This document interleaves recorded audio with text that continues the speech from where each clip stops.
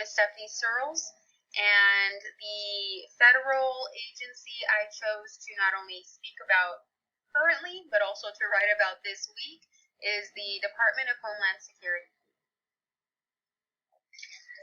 The goal of this presentation is to, explore the varying opinions of different members of the public as well as some former employees.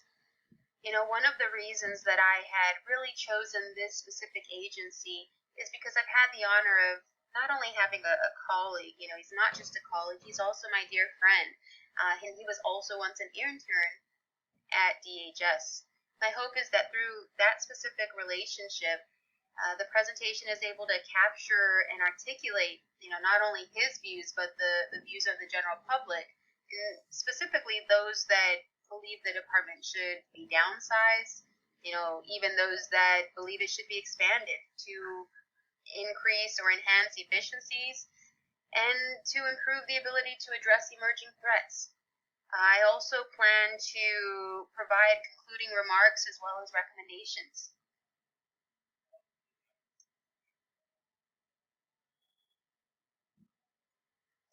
Based on statements from those that would like to expand the DHS, burgeoning a heavy reliance on cyberspace for many things like, communication and business and even military operations, it's really just left us vulnerable to significant security threats. I find this interesting because DHS acknowledges that, we, the U.S., is faced with a growing number of threats from a growing number of, I don't want to say bad people, but people with malicious intent. These people are specifically seeking to exploit cyberspace, the internet, and, the information, our information that's on the internet. I've never been able to fully put myself into someone of that nature's shoes, but through research, found that their motivations can include anything from, politics, public administration, espionage, but primarily financial gain. I mean, in thinking about this, have you ever been a victim of identity theft? I have, and it was horrible. Not only personally, but professionally. Just last week, I received an email from what appeared to be the CEO asking for me to respond back to him via email. I didn't, but someone else did, and we later found that that was a phishing scam. I also have a friend that just told me a story that resulted in her information being used to open a bank account and take out loans. In her opinion, she believed that this could have been avoided through education and training from federal agencies such as DHS.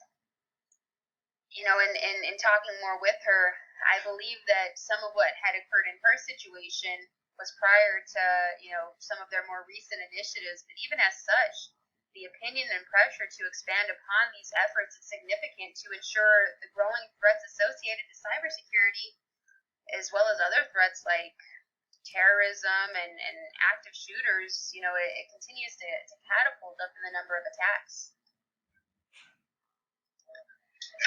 The folks I spoke to that think DHS should be reduced felt strongly on its abolishment due to its many bureaucratic inefficiencies.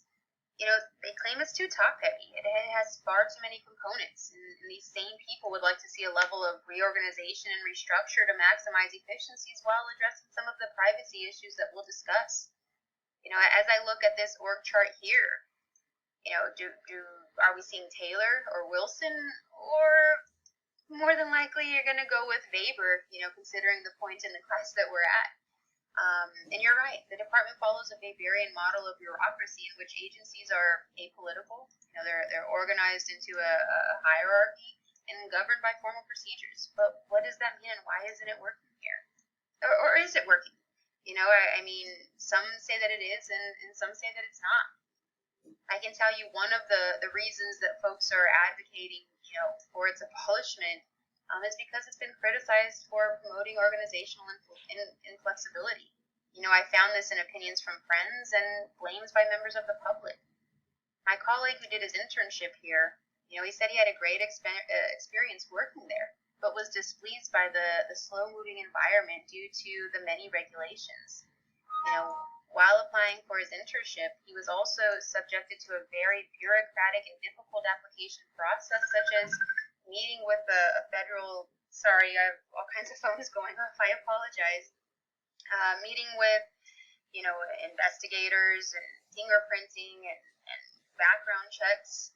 He maintained that not only was the process quite strenuous, but that, even once he made it through, it took a long time to make further progress because of the time it takes to implement decisions.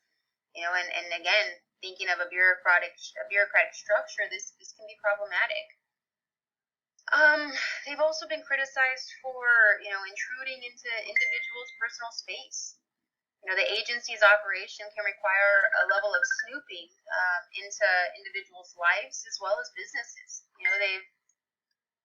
I'm so sorry. I'm just going to turn off my volume now. Where am I going with this? Oh, the Fourth Amendment.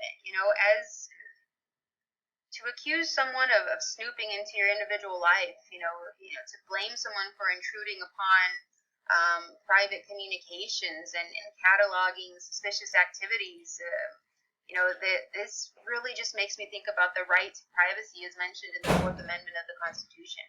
And can we confidently say that they have or have not violated this? So, in conclusion, urgent measures are warranted to help in streamlining and addressing some of what we discussed, the issues that this department faces. Nevertheless, in the face of, these contemporary security threats, the significance of this federal agency cannot be denied.